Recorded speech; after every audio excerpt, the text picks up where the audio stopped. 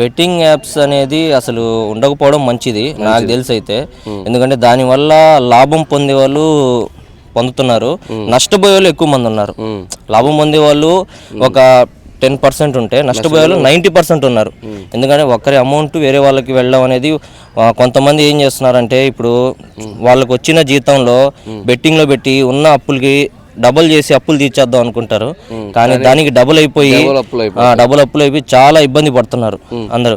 Betting apps తీసేయడమే correct, కానీ అతను చేసిందంటే వేరే వాళ్ళ మీద వేయడం కరెక్ట్ కాదు. పర్సనల్ గా తీసుకొని కేసులు వేయడం అనేది కరెక్ట్ కాదు. అది అతను ఏం చేయాలంటే, ఏదైతే బెట్టింగ్ యాప్స్ ఉన్నాయో మెయిన్ ఎవరైతే దాన్ని ఇది చేశారో ప్రమోట్ చేసిన వాళ్ళు, వీళ్ళు ప్రమోట్ చేసిన వాళ్ళు కాకుండా మెయిన్ అసలు ఎవరైతే ఉన్నారో దాన్ని ఫౌండర్ అయితే ఎవరున్నారో ఆ యాప్ని, అతని మీద కేసు వేసి అతన్ని ఇది చేయడం మంచిది. ఎందుకంటే ఇప్పుడు వాళ్ళు కూడా సామాన్యులే, వాళ్ళు కూడా ఏదో ఒక తెలిసి తెలియక ఒక రూపాయి వస్తుంది అనుకొని ఇబ్బంది, వాళ్ళ ఇంట్లో ఇబ్బందులో లేదా ఏదో ఉండి వాళ్ళు ఒక ప్రమోషన్ కోసం వెళ్ళి ఇబ్బంది పడి డబ్బుల కోసం ఇప్పుడు వాళ్ళు కూడా ఇబ్బంది పడుతున్నారు. దానివల్ల నాకైతే ఏంటంటే బెట్టింగ్ అనేది తీసేయాలి.